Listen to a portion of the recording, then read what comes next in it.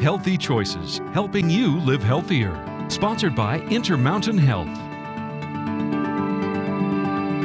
Welcome back, everyone. Health screenings are key to overall better health for men of all ages. November is Men's Health Month, and joining us to talk more about the importance of health screenings in this sponsored interview is Dan Jeffrey with Intermountain Health. Welcome, Dan. Thank you.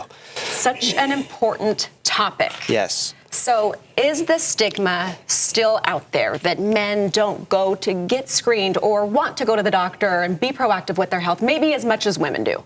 Yeah, men just do not want to go to the doctor. I'm guilty of it as well. I don't like going in to see my own primary care provider. But there's a lot of fear based around this and a lot of things that happen that kind of lead up to this. There's been recent surveys that indicate that up to 40% of men in childhood are just told you don't need to go to a doctor. You don't need to be seen for this.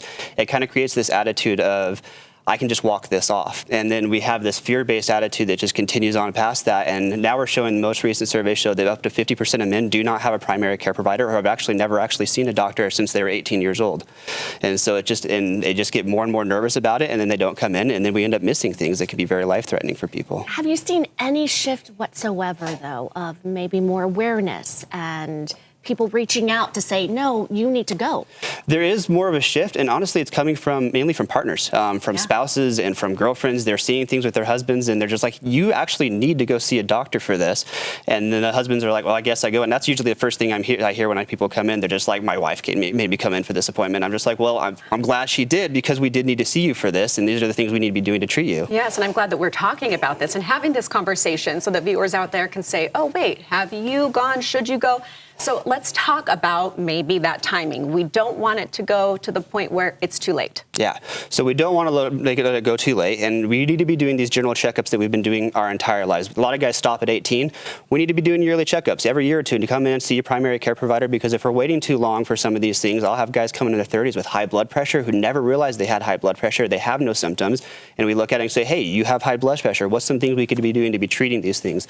What are some things that we can be doing to lifestyle changes, dietary changes, exercise changes, maybe even potentially starting medication to help get your blood pressure under control while we're working on these things. Prevention instead of having to deal with an issue to begin with. For sure. Let's talk about important screenings. I mean, these are simple screenings, some of them non-invasive. So let's run down the important ones. Yeah, so there's a lot of them, a lot of the screenings that we do, there's a lot of fear based around them, just like we were talking about. So a lot of these, I mean, you see it in sitcoms, people make fun of these colon cancer screenings and prostate cancer screenings, but they're a lot simpler than we used to think they are, than they were previously. One of the things that we will do now is for a prostate screening. When we do these screenings, we used to say age 50, but now we're looking at a lot of different factors in this. We're looking at a family history of prostate cancer. We're looking at close relatives who have had a history of prostate cancer. We're looking at race. African-American men are more likely to develop prostate cancer younger. And so when we look at these things, we have to determine with your primary care provider when we start doing these screenings. If you have a high risk, age 40, age 45, we need to be doing some of these tests. With no risk, age 50. And the screening's been changed. We used to get people had a lot of fear based around a digital rectal exam. They didn't want to come in and do that, but we don't do that anymore. Typically, we'll still do them occasionally for screening, but for the most part, it's just a simple blood test. We come in, we check what's called a prostate-specific antigen, we do a blood draw, and we call you within the results in the day, with a day or two, and we let you know what the next step is. Okay, that's so much easier. Yeah. So if you don't know, now you do, and that is doable. That's quick. What else would you say to men out there who still feel that the nerves, who are still hesitant?